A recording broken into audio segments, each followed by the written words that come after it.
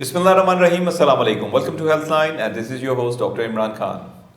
नाज़रीन, पिछले health line में हमने आपके साथ डिस्कस किया था कि किस तरह से 3 साल तक की उम्र के बच्चों को कौन कौन सी ग़िज़ाई तब्दीलियों की ज़रूरत होती है और कौन सी ऐसी खुराक है जो उनकी जिस्मानी और ज़हनी नशो-नुमा के लिए ज़रूरी होती है। आज के हेल्थ लाइन में आपके साथ डिस्कस करेंगे कि 3 साल से ज़ायद उम्र के बच्चों को, 3 साल से 12 साल तक की उम्र के बच्चों को कौन कौन सी ग़िज़ाई तब्दीलियों की ज़रूरत होती है और कौन कौन सी ऐसी एडिशनल चीज़ें हैं जो कि उनकी ग़िज़ा में होना बहुत ज़रूरी है उनकी मेंटल और फिज़िकल हेल्थ और ग्रोथ के लिए। तो आज हेल्थ लाइन में हमारे साथ डॉक्टर ज़ैनब खुर्रम और हफ्सा मुग़ल हैं और thank you very much for joining us again. हम एक सीरीज़ जो है हमारी खुराक के हवाले से बच्चों की, उसको हम कंटिन्यू कर रहे हैं। इन्फेंसी को हमने पहले डिस्कस किया, उसके बाद 3 साल तक की उम्र के बच्चों की खुराक को, और इसका बड़ा अच्छा जो है वो हमें रिस्पॉन्स हुआ। लोगों के लिए एक बहुत बड़ी एक काइंड ऑफ गाइडेंस है। तो आज हम डिस्कस करेंगे 3 साल से 12 साल तक की उम्र के बच्चों को, और ये वही एज है जब बच्चा स्कूल में जाना शुरू कर देता है। और सबसे पहले तो ये बताए कि 3 साल, लास्ट प्रोग्राम में हमने डिस्कस किया था कि किस तरह से प्रोटीन्स का एक पोर्शन होना ज़रूरी है, किस तरह से जो है वो फैट्स का, हेल्दी फैट्स का एक पोर्शन होना ज़रूरी है। तो in addition to carbohydrates, proteins और फैट्स, 12 साल तक की उम्र के बच्चों में सबसे पहले तो जिस्मानी ग्रोथ के हवाले से कौन कौन सी ऐसी तब्दीलियाँ रूनमा हो रही होती हैं, और सेकेंडली फिर हम डिस्कस करेंगे कि उनके लिए खुराक कौन सी जो है वो ज़रूरी है। बिल्कुल सर, जैसे हमने पहले भी ये चीज़ डिस्कस की कि ये तीन जो आपने जैसे मेंशन किया, ये तीन बहुत मेजर चीज़ें हैं। लेकिन जैसे जैसे बच्चे की नशोनुमा बढ़ती जाती है, एज बढ़ती जाती है, हमें डेवलपमेंट के लिए बहुत सारी और भी चीज़ों को जो है वो मद्देनज़र रखना पड़ता है। जिसमें नो डाउट प्रोटीन का एक बहुत इंपॉर्टेंट रोल है, और वो जब तक ये डेवलपमेंटल स्टेजेस चलती रहती हैं, एटलीस्ट 12 साल तक, तब तक वो प्रिवेलेंट होता है। लेकिन इसके साथ साथ इस उम्र में 3 साल के बाद, स्पेशली 3 से 6 साल और 6 से 8 साल में, हमें इसके साथ साथ जो है वो एम्फसाइज़ करने की ज़रूरत होती है विटामिन ए और विटामिन सी पे। ये यूजुअली हमारे माइक्रो मिनरल्स होते हैं, हम इनको इतना ज़्यादा प्रेफर नहीं करते, इस पर इतना ध्यान नहीं देते, और ये यूजुअली निगलेक्टेड रह जाते हैं। और बहुत छोटी छोटी चीज़ें हैं जो इनसे रिलेटेड होती हैं, और फिर अनफॉर्चुनेटली वही छोटी छोटी चीज़ें जो हैं वो आगे जाके बड़ी डेफिशिएंसीज और बीमारियों में तब्दील हो जाती हैं। तो इस एज ग्रुप के लिए जो मतलब हम बेहतर समझते हैं एज न्यूट्रिशनिस्ट, हम यही रिकमेंड करते हैं कि जहां आप प्रोटीन, कार्ब्स और फैट्स पे एम्फसाइज़ करें, वहां पे इनकी इंपॉर्टेंस को आप बिल्कुल ना भूलें। Specially vitamin C and vitamin A, ये बहुत इंपॉर्टेंट है। और कैल्शियम और आयरन, दो ऐसी चीज़ें हैं जो मैं समझती हूँ कि एडल्ट एज तक भी जो है वो आपकी डेवलपमेंट के साथ साथ चलती हैं। तो इन सब चीज़ों को मिला के जब हम एक डाइट फॉर्मुलेट करते हैं या बच्चे को उस हिसाब से हम न्यूट्रिएंट्स देते हैं, तो वो एक बैलेंस प्रोपोर्शन रहता है। अदरवाइज़ कहीं ना कहीं हम किसी ना किसी चीज़ से लैग करते हुए कुछ डेफिशिएंसीज को लीड कर जाते हैं। तो आज का जी, मैं यही कह रही थी कि आज का जो हम इन्फ्लुएंस अपना जो ज़्यादा रखेंगे वो यही होगा कि हम विटामिन ए और विटामिन सी की इंपॉर्टेंस को ज़रूर साथ लेके चलें, स्पेशली इस एज ग्रुप के लिए। बेसिकली जो फैट्स हैं या कार्बोहाइड्रेट्स हैं या प्रोटीन्स हैं, उनकी इंपॉर्टेंस जो है वो अपनी जगह पे वैसी ही है। लेकिन इन एडिशन टू दैट, अफसर अगर मैं आपसे पूछूं कि कौन सी ऐसी तब्दीलियां जो हैं वो बच्चे में हो रही होती हैं, जैसे कि 3 साल से ऑनवर्ड जो बच्चा बढ़ रहा होता है, हमने यूजुअली देखा है कि ग्रोथ वर्टिकल्स में होती है, कद भी बढ़ता है। कौन सी ऐसी तब्दीलियां होती हैं जिनके लिए ये विटामिन ए और जो कैल्शियम है, ये विटामिन सी है, विटामिन डी है, उसकी ज़्यादा ज़रूरत पड़ती है? हाँ जी, सबसे पहले जब तो बच्चा पैदा होता है, हम शुरू से बात कर लेते हैं कि सबसे पहले स्टार्ट में तो जो ग्रोथ रेट है वो बहुत ज़्यादा होता है। बच्चे बहुत ज़्यादा ग्रो कर रहे होते हैं। मतलब फर्स्ट 2 ईयर्स में जब हम बात करते हैं तो बच्चों की जो हाइट है वो 10 सेंटीमीटर तक पर मतलब ईयर इंक्रीज कर रही होती है। लेकिन 2 ईयर्स के बाद फिर जब 3 साल तक है, फिर ग्रोथ रेट थोड़ा सा स्लो हो जाता है। लेकिन उसके साथ साथ डेवलपमेंट की एज होती है, बहुत सारी चीज़ें हैं जो डेवलप हो रही होती हैं। उसमें अगर हम बात करते हैं तो फिर बच्चे का जो कद है वो 6 से 7 सेंटीमीटर बढ़ेगा पर ईयर, और जो वेट है वो 1.5 से 2 kg तक बढ़ेगा। ठीक है, बच्चे की ग्रोथ की तो हम बात कर रहे हैं, ग्रोथ तो बच्चे की हमने फोकस करना है। लेकिन इसके साथ साथ जैसे विटामिन ए की बात की, बच्चे की आइज़ की हम बात करते हैं, आइज़ के हवाले से अगर हम बात करते हैं, हमने देखा है आजकल छोटे छोटे स्कूल के बच्चों में आप जाएं, हर बच्चे दूसरे को ऐनक लगी हुई होती है। Exactly. सोशल मीडिया का दौर है, छोटे छोटे बच्चे हैं मोबाइल और टीवी और टैब्स इनके सामने बैठे रहते हैं और बहुत जल्दी जो है वो आई साइड इफेक्ट करती है बच्चों की। Okay. तो उसमें भी हम विटामिन ए के हवाले से, अगर हम सोर्सेज के हवाले से मतलब इसमें डिटेल में डिस्कस करेंगे, बात करेंगे। उसके अलावा बच्चों का इम्यून सिस्टम, जिसको हमने लाइफ टाइम के लिए फोकस करना है, आपकी कुव्वत मुदाफियत वो किस तरह से इन्वॉल्व है इस एज में, आप न्यूट्रिशनली क्या कर सकते हैं अपने डाइट में कि आपके बच्चे जो है इम्यून सिस्टम उनका स्ट्रांग हो। फिर उसके बाद हम स्किन के हवाले से बात करते हैं, एक अच्छी हेल्दी ग्लोइंग स्किन, अगर हम फीमेल्स की बात करते हैं तो मदर्स को हम गाइड करेंगे आज के प्रोग्राम में इन विटामिन को लेके कि आपने क्या चीज़ें उसी एज में बच्चों को प्रोवाइड करनी है कि उनकी एक हेल्दी और ग्लोइंग स्किन हो। उसके अलावा बहुत सारी डेवलपमेंट हो रही है, एक बच्चे का स्केलेटन बन रहा है जिसको हम कह रहे हैं कि हाइट के हवाले से बच्चा कद निकाल रहा है, आपका स्ट्रक्चर जो है वो 18 साल के अंदर अंदर बन जाता है, आपके अपने हाथ में है कि आप अपने बच्चे की हाइट कहाँ तक ग्रो कर सकते हैं। पेरेंट्स की तरफ से डेफिनेटली एक टेंडेंसी होती है, लेकिन समटाइम जो शॉर्ट पेरेंट्स भी हैं उनकी भी एक लेवल तक टेंडेंसी होती है, वहां तक अपने बच्चे की हाइट को लेके जा सकते हैं। अगर आप प्रॉपर डाइट और न्यूट्रिशन को फोकस करते हैं तो एक अच्छी हाइट तक बच्चा जा सकता है। उसके साथ साथ हम बच्चों की जो है ओबेसिटी के हवाले से भी अगर करें कि बच्चा समटाइम बहुत ज़्यादा हम कार्बोहाइड्रेट्स प्रोवाइड कर रहे होते हैं, हम सिर्फ खिलाने पे फोकस कर रहे होते हैं, कार्बोहाइड्रेट के सोर्सेज पे हम फोकस कर रहे होते हैं, लेकिन हमने जो फोकस करना है वो न्यूट्रिशन पे फोकस करना है। बच्चे को कौन कौन सी चीज़ों की बात करनी है, उसमें सबसे ज़्यादा इंपॉर्टेंट यही विटामिन है, विटामिन ए और सी, जैसे कि ज़ैनब ने बात की है। इसके साथ साथ मैं हर प्रोग्राम में जिंक की बात करती हूँ कि एक माइक्रो मिनरल है, मैं जिंक पे आजकल बहुत सारे आर्टिकल्स पढ़ती हूँ।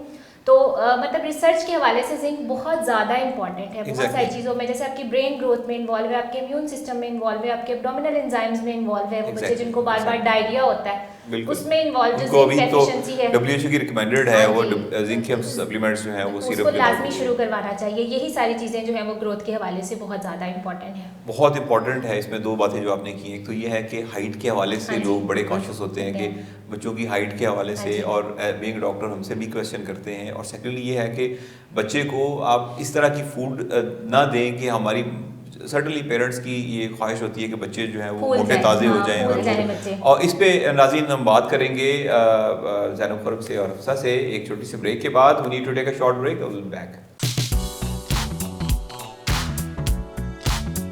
Welcome back from the break. We have Hafsa Nazir and Zainab Khurram with us, और हम बात कर रहे हैं बच्चों की खुराक के हवाले से।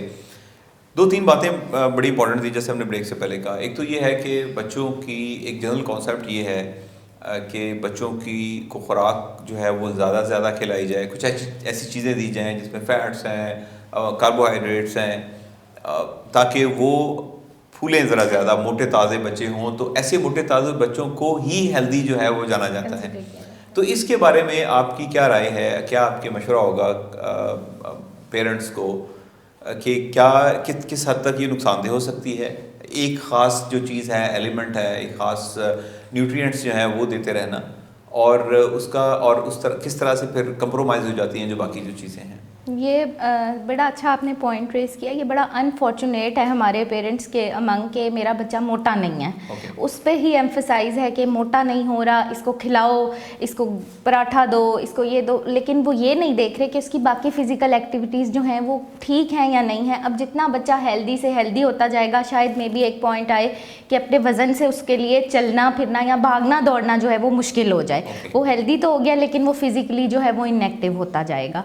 इसी तरह उसका जो ईटिंग हैबिट्स हैं और ईटिंग पैटर्न है वो जाहिर है जब आपकी बार बार इनटेक का सेशन होगा तो उसके वो ओबेसिटी की तरफ लीड करेगा। ये इस एज में तो हम वो बच्चे को मोटा बनाने के लिए सब कुछ कर लेंगे, लेकिन जब जैसे जैसे वो ग्रो करता जाएगा जो बेसिक चीज़ें हैं वो उसकी डेवलपमेंट में लैक कर जाएंगी और एक एम्फेसिस रह जाएगा ओनली फैट्स। और फिर ये अनफॉर्चुनेट एक और बहुत बड़ा है, लोगों को इस बारे में जो है वो इतनी आगाही नहीं है।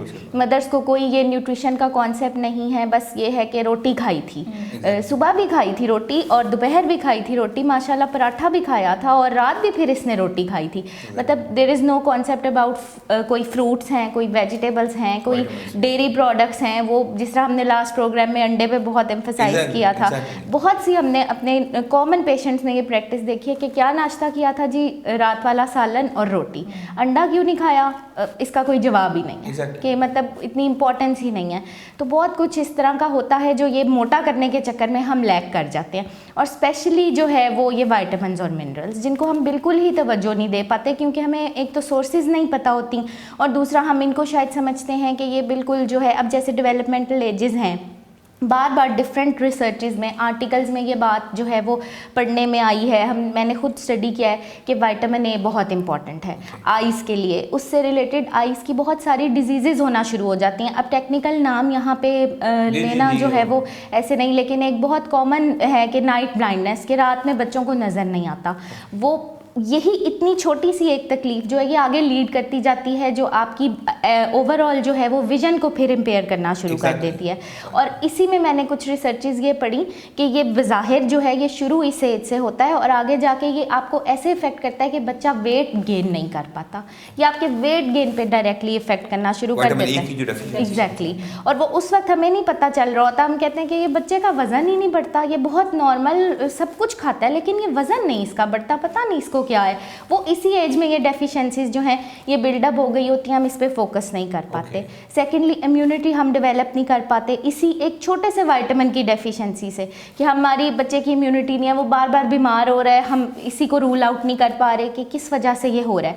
अब विटामिन ए की जैसे छोटी सी एक प्रॉपर्टी है कि अगर फूड के थ्रू आपने कोई ऐसा बैक्टीरिया इंडल्ज कर लिया जो आपकी बीमारी कॉज कर सकता है, विटामिन ए हमारी बॉडी में कुछ प्रोटीन्स के साथ बाइंड होकर उन बैक्टीरियाज को यूज़ कर लेता है। तो वो हमारी इम्यूनिटी को, एक बच्चे की इम्यूनिटी को स्पेशली जो है वो स्ट्रॉन्ग कर देगा। लेकिन जब आप विटामिन ए ले ही नहीं रहे तो वो कहाँ बाइंड करेगा और कहाँ जो है वो, तो ये बहुत छोटे छोटे से ऐसे पॉइंट्स हैं जो हम फोकस नहीं कर पाते, और फोकस वही है कि बच्चा, और अब बहुत सी नई रिसर्चेज आ गई हैं जिसमें ये है कि ग्रोथ पैटर्न्स जो हैं वो आपके एक स्टैंडर्ड कर्व के साथ मैच किए जाते हैं कि इतनी हाइट हो और इतना वेट हो, दैट इज़ इनफ। और सबसे इम्पॉर्टेंट कि बच्चा जो है वो फिजिकली एक्टिव है, हम उसकी स्किन ठीक है, हम उसकी आईज जज करते हैं, हम उसके नेल्स, उसके हेयर जज करते हैं, हम ये जज नहीं करते कि ये कितना मोटा है। उसका सिर्फ वेट जो है वो जज नहीं किया जाता। और इसके साथ एक सप्लीमेंट्री आपसे छोटा सा सवाल ये है कि ये जो बचपन का एक मोटापा जो है या ओबेसिटी जो है बच्चों में,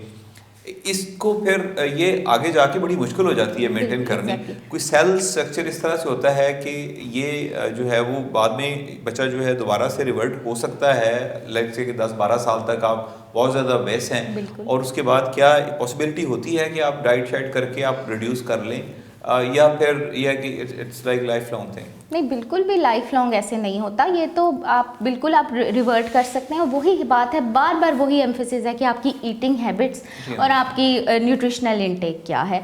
आप बिल्कुल रिवर्ट कर सकते हैं। अगर आप फील करें कि बच्चा चाइल्ड ओबेसिटी की तरफ जा रहा है तो फ़ौरन आप उसकी जो है वो ईटिंग पैटर्न्स को वहीं पे देखें कि कहाँ पे जो है वो गड़बड़ हो रही है। और गड़बड़ कहाँ पे हो रही होती है, यही कि एम्प्टी कैलोरीज बच्चे खा रहे हैं, और जंक फूड बच्चे खा रहे हैं, मोर शुगर्स बच्चे ले रहे हैं, और कार्ब्स भी इस फॉर्म में लिए जा रहे हैं, फैट्स भी जो है वो मतलब प्रॉपर फॉर्म में नहीं लिए जा रहे, तो आप उसको रिवर्ट कर सकते हैं। बल्कि इस एज में एट अप टू 12 ईयर्स इसको रिवर्ट करना इज़ मोर ईजी, कि आप उस वक्त ये एक डेवलपमेंटल स्टेज होती है, और हर चीज़, even food choices and preferences भी जो हैं वो डेवलप हो रही है। ऑल्दो कि हम इसको रिवर्ट कर सकते हैं, लेकिन वो जो इसके अगेंस्ट कुछ ऐसे विटामिन्स जो हैं जिनकी डेफिशिएंसी हो जाती है, कुछ ऐसे दूसरे जो न्यूट्रिएंट्स हैं जिनकी डेफिशिएंसी हो जाती है, उनका इम्पैक्ट आपकी लाइफ के ऊपर ज़रूर आता है। बिल्कुल, वो इरिवर्टेबल हो जाता है। हफ्सा, आपने बात की ब्रेक से पहले कि हाइट जो है वो सर्टन, ये बहुत बड़ा एक सवाल है पेरेंट्स का बच्चों की हाइट के मुतालिक।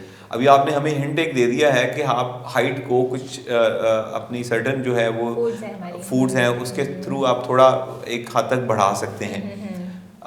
पहले तो ये बताएं कि वो फूड्स कौन सी हैं। अच्छा, थोड़ा सा मैं ओबेसिटी के वाले से भी पॉइंट ऐड करना चाहूँगी कि जो बच्चे ओबीज होते हैं ना, जैसे कि ज़ैनब ने बात की है कि माएँ जो है वो रोटी बच्चा खा रहा है, उसके अलावा जो हमारी सोसाइटी में सबसे ज़्यादा बैड कॉन्सेप्ट है वो आजकल ये जंक फूड का चल रहा है। कि आप देखेंगे बच्चे को आप जंक फूड देते हैं, माँ ने कहा हुआ है कि ये कुछ और खाता ही नहीं है, और इसके पास कोई और ऑप्शन नहीं है, आप इसके पास रख देने से ये बर्गर है, पिज़्ज़ा है, छोटे छोटे बच्चे ये चीज़ें खा रहे होते हैं, ठीक है ना।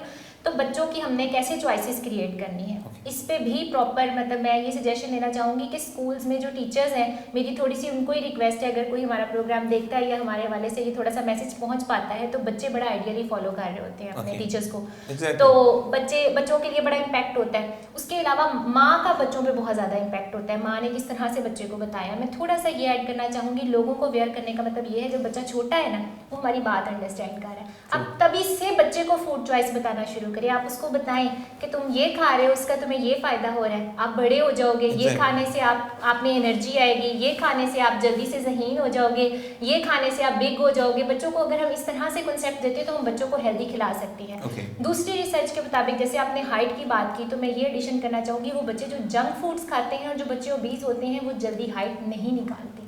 वो इतना स्ट्रक्चर उनका जो है वो स्ट्रक्चर नहीं अच्छा डेवलप हो रहा होता है, क्योंकि जो फैट्स हैं, अगर हम फैट्स की बात करते हैं तो वो बहुत सारी हमारी बॉडी में ऐसी चीज़ें हैं जिनको बाइंड कर लेती है, हमारे बहुत सारे ऐसे न्यूट्रिएंट्स हैं जिनको फैट बाइंड करती है और बच्चा जो है वो अपने जो ग्रोथ पैटर्न है, जो जिसको हाइट पैटर्न है वहाँ तक नहीं पहुँच पाता। तो अगर आपने अपने बच्चे को बहुत ज़्यादा अच्छा उसका जो है वो स्ट्रक्चर डेवलप करना है, उसकी हाइट इंक्रीज करनी है, तो ज़रूरी नहीं है कि आपका बच्चा बहुत ज़्यादा खाए।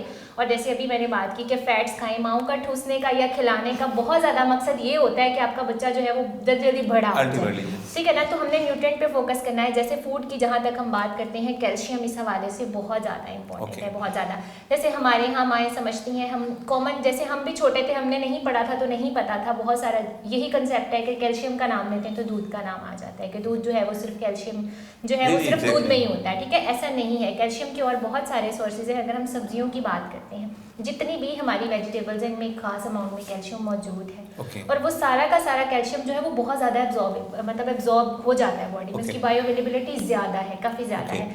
ग्रीन लीफी वेजिटेबल्स की बात करते हैं, आपने बच्चों को जो है वो चॉइसेस इस तरह से क्रिएट करनी है, बच्चों को इस तरह की सब्जियों पे लगाना है। सैलड्स आपके पास बहुत सारी रेसिपीज़ है, अगर आप बच्चों को फॉर एग्जांपल लंच बॉक्स बना के दे रहे हैं तो आप कुछ इस तरह की जो सैलड्स हैं वो रेसिपीज़ देखें। माँ को पता होता है मेरा बच्चा किस तरीके से खाता है, ठीक है। आप फूड को बड़ा अट्रैक्टिव सा बना के दें, आप उसमें सब्जियाँ ऐड करके देना शुरू करें। बेसिकली आपने हाइट के हवाले से जो बताया उसमें आपने बताया कि कैल्शियम का मेजर रोल है, कैल्शियम का और विटामिन डी का मेजर रोल, विटामिन डी का, और विटामिन डी का बेस्ट सोर्स जो है वो सनलाइट भी हो सकती है, मिल्क है, इसके अलावा एग में विटामिन डी बहुत क्वांटिटी में पाया जाता है। कैल्शियम और विटामिन डी कह लें कि दोनों एक दूसरे के साथ इंटर रिलेटेड है। जैसे कि अगर कैल्शियम है तो विटामिन डी जो है वो बॉडी में एब्जॉर्ब होगा, उसका आपको फायदा होगा। विटामिन डी है तो कैल्शियम का आपको फायदा होगा। Acts like a magnet to each other. दोनों को हमने फोकस करना है, विटामिन डी को और कैल्शियम को, और ऑलमोस्ट दोनों के सोर्सेज सेम है। और मिल्क एंड मिल्क प्रोडक्ट के हवाले से भी बात करते हैं, बहुत सारी माएँ जो होती हैं, जैसे बच्चे स्कूल जाने लगे 3 साल के बाद, जी बच्चा फीडर पीता था, अगर फीडर बंद किया तो बच्चे ने दूध छोड़ दिया, ठीक है ना। दूध बच्चे को देना है, आपने जब सर्विंग्स है 3 साल के बाद भी आपका बच्चा स्कूल भी जा रहा है तो आपने इस चीज़ पे फोकस करना है कि बच्चा बेशक मिल्क शेक की फॉर्म में ले ले, ठीक है, किसी भी फॉर्म में दूध ले, बच्चे को लस्सी देना शुरू करें। अब तो इतनी सारी रेसिपीज़ हैं, इतने सारे फ्रूट्स हैं हमारे पास, इतनी अवेलेबिलिटीज़ है हमारे कंपैरेटिवली टू अवर मदर्स, जिनके पास इतना कुछ नहीं होता था। जो अब वाली मदर्स हैं उनके पास इतने सारे जो हैं वो अपॉर्चुनिटीज हैं और वो उनको अडॉप्ट करके फ्लेवर्स और पाउडर्स मौजूद हैं जो कि वाकई फोर्टिफाइड और सप्लीमेंट्री होते हैं, जिनमें सप्लीमेंटेशन भी होती है, फोर्टिफिकेशन भी होती है, एक्स्ट्रा विटामिन्स पाए जाते हैं। तो आप बच्चों को जो है वो लस्सी में, दही में, दूध में वो वाली चीज़ें मिक्स करके दे सकते हैं। और बार बार ये फोकस करना, कप मिल्क स्टार्ट करवाने का मतलब यही होता है कि 1 साल के बाद आपने अपने बच्चे को जो है वो कप मिल्क स्टार्ट करवा देना है, ताकि आपका बच्चा दूध पीता रहे, उसके लिए इतना इंपॉर्टेंट है, ठीक है। तो उसके अलावा एग की बात करते हैं, अंडे में एग की बात मैं आपके साथ एक ब्रेक के बाद करूंगा। नाज़रीन, आपने देखा कि हाइट के हवाले से और बचपन का जो मोटापा होता है उसके हवाले से कौन कौन सी ऐसी खुराक हैं जो कि इम्पॉर्टेंट हैं और किस तरह से आपने इनको मैनेज करना है। हम एक छोटे से वक्फे की तरफ जाएंगे और आपसे मिलते हैं वक्फे के बाद। Welcome back from the break. We have Hafsa Naseer and Zainab Khurram with us और हम बात कर रहे हैं बच्चों की खुराक के हवाले से। हफ्सा, आपने बताया कि हाइट के हवाले से जो हमें डाइट रिक्वायर्ड होती है उसमें प्रोटीन्स और विटामिन डी हैं, और कैल्शियम और विटामिन डी। कैल्शियम का जो सोर्स है वो मिल्क है, और विटामिन डी के भी सोर्सेज आपने बताया कि जिस तरह से कैल्शियम के वेजिटेबल्स भी हैं, और एक बड़ा अच्छा सोर्स जो है वो सनलाइट भी है, जो अर्ली लाइक मॉर्निंग की सनलाइट होती है, सुबह की वो। अब बात करेंगे हम, चूँकि बच्चा जो है 3 साल से 12 साल तक की उम्र का वो पीरियड है जब बच्चा जो है वो बाहर भी निकलता है, स्कूल जाता है, इन्वायरमेंट में एक्सपोज्ड होता है बच्चा, उसमें बहुत ज़्यादा चांसेस होते हैं कि वो लोगों से भी जब इंटरेक्शन होता है, अपने क्लास फेलोज से भी स्कूल में, तो वो किसी ना किसी तरह की जरासीम जो है या इन्फेक्शन जो एक्वायर कर सकता है उनसे। अब जो हमने अभी तक की बात की है, इसमें इन एडिशन टू दैट कि अगर उनकी जो क़ुव्वत मदाफ़त है उसको बढ़ाने के लिए कौन सी ऐसी खुराक है या एलिमेंट है जो हमें ऐड करने चाहिए उसकी खुराक में, और वो जो एलिमेंट है वो किन चीज़ों से हासिल होते हैं? अच्छा, एंटीऑक्सीडेंट इसके लिए हम लफ्ज़ इस्तेमाल करते हैं जो कि बॉडी को सबसे ज़्यादा इम्यूनिटी प्रोवाइड करते हैं, ठीक है ना। एंटीऑक्सीडेंट वो सेल्स चीज़ें होती हैं जो कि बुरे सेल्स को खाती हैं। ऑडियंस के लिए थोड़ा आसान हो जाए समझाने के लिए, तो विटामिन सी की हम बात करते हैं। बच्चों में जो सबसे ज़्यादा इम्यूनिटी प्रोवाइड करता है वो विटामिन सी का सोर्स है। जो डाइटरी रिकमेंडेशन है विटामिन सी की वो 400 मिलीग्राम होती है। इस एज से हम स्टार्ट करते हैं, जी है। 400 मिलीग्राम जो है वो 3 साल से 12 साल की उम्र तक के बच्चों की, फिर वो अकॉर्डिंग टू वेट जो है वो वेरी करती रहती है। तो विटामिन सी जो है वो इम्यूनिटी बूस्ट करने में बहुत ज़्यादा इंपॉर्टेंट रोल प्ले करता है। इसके साथ साथ विटामिन ई, ये दोनों विटामिन, ठीक है। विटामिन सी के जहाँ तक हम सोर्सेज की बात करते हैं, जितने भी सिट्रस फ्रूट्स हैं, अब बल्कि सर्दियाँ आने वाली हैं, बहुत अच्छा सोर्स है। ये हमारे यहाँ ही कॉन्सेप्ट बनाया हुआ है कि जी ऑरेंज खा लिया और गला खराब हो गया, हालांकि ऐसा नहीं है। अगर आप उसको लॉन्ग टर्म विटामिन सी को यूज़ करें तो वो उसको क्योर करने के लिए, उससे बचने के लिए। बाकी हर वो चीज़ जिसमें जो फ्रूट जिसमें खटास होती है, हाँ वो जी, उसमें विटामिन सी पाया जाता है। इसके साथ साथ पोटैटो में विटामिन सी पाया जाता है, अच्छी क्वांटिटी में पाया जाता है। अगर आप अपने बच्चों को आलू दे रहे हैं, और ये नहीं कि आप उनको फ्राई की फॉर्म में देना शुरू कर दें, आप उनको बॉईल करके दें, आप उनको जो है वो बेक करके दें, दूसरी सोर्सेज के जरिए दें, तो उसमें अच्छा खासा विटामिन सी पाया जाता है। तो विटामिन सी और विटामिन ई हमारे नट्स जितने भी हैं, अभी मौसम आ रहा है सर्दियों का, तो मूंगफली जो है वो बड़ी अच्छी चॉइस है। इसके अलावा जितने भी ड्राई फ्रूट्स हैं उनमें बड़ी अच्छी क्वांटिटी में जो है वो विटामिन ई पाया जाता है। उसके अलावा फिश में बहुत ज़्यादा क्वांटिटी में पाया जाता है। तो आप कोशिश करें कि बच्चों को इन हेल्दी चॉइसेस की तरफ लेके आए। तो और ये बड़ी सेफ हैं, ये ड्राई फ्रूट्स बच्चों को देने चाहिए। हाँ जी, बेशक वो बादाम हो या वो अखरोट हो या वो मूंगफली हो, आप बंदे की जो भी अफोर्डेबिलिटी है उसके हवाले से ये चीज़ें, और ये नुकसानदेह नहीं होती, बिल्कुल नुकसानदेह नहीं है ये, बिल्कुल भी नुकसानदेह नहीं। इनके तो अगर हम फ़ायदे काउंट करने बैठे तो कहते हैं कि बहुत ज़्यादा टाइम चाहिए इनके फ़ायदों की, जहाँ और ये इक्वली बड़ों के लिए भी काफ़ी फ़ायदेमंद है, स्पेशली जो कोलेस्ट्रॉल मैनेजमेंट है उसके लिए बड़ा इसको यूज़ किया जाता है। ज़ैनब, अगर हम ये डिस्कस करें कि 3 साल से 5 साल की 12 साल तक की उम्र के बच्चों को, अगर मैं आपसे ये कहूँ कि कोई ऐसी 5 ग़िज़ाएँ जो हैं आप उनके नाम बता दें, विटामिन्स नहीं, उनके एलिमेंट्स की, कोई 5 आप फूड कौन सी ऐसी रिकमेंड करेंगे माओ को? बिल्कुल, बहुत ही इजी, और इसको आप समराइज़ ऐसे कर लें, अगर आप फूड्स के नाम रख लें तो सबसे पहले हम रख लेते हैं एग, उसके बाद हम मिल्क पे एक एम्फसाइज़ कर लेते हैं। ये तो 2 बहुत इंपॉर्टेंट चीज़ें हो गई। एक हम पोर्शन अगर फ्रूट्स का रख लें, एक वेजिटेबल्स का रख लें, और साथ हम मीट कर लें। मीट किसी भी फॉर्म में हो सकता है। तो ये 5 चीज़ें जो हैं, अगर ये आपकी एक डाइट में फॉर्मुलेट हो जाए तो कंप्लीट डाइट आपकी बन जाती है। अंडा, दूध और गोश्त है, गोश्त है बिल्कुल, और अंडा, दूध, गोश्त and fruits and vegetables, fruits and vegetables, exactly. और हफ्सा, अगर आपने 5 चीज़ों का नॉमिनेट करना हो, इन 5 के से हट के वो क्या होंगे? फूड ग्रुप ही हमारे ये है ना, जैसे कि हम जो food group food guide pyramid की बात करते हैं जो हमारा बना हुआ है, उनमें यही चीज़ें हैं। दूध को मतलब वो आप सोर्स है उसको रिप्लेस कर सकते हैं ना, जैसे कि बहुत सारे हमारे पास माओं के पास रीज़न है, बच्चा दूध नहीं पीता, आप उसको दही की तरफ ला सकते हैं, फ्लेवर्ड लस्सियाँ बना सकते हैं, फ्लेवर्ड दही की तरफ ला सकते हैं। गोश्त है, जो बच्चे गोश्त नहीं खाते, प्रोटीन का बहुत अच्छा सोर्स है। उसमें ज़ैनब ने थोड़े जो है ना वो लिबर्टी लेके सारे गोश्त जो है वो मेंशन कर दी हैं, बीफ, मटन, चिकन।